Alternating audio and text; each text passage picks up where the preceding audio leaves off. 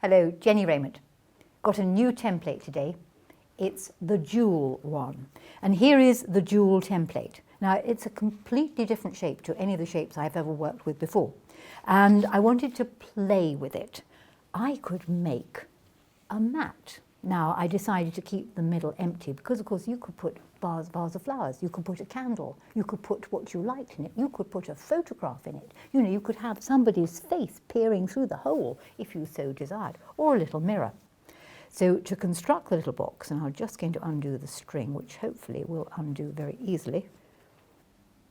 There you are, I've undone the string. So there is my little box.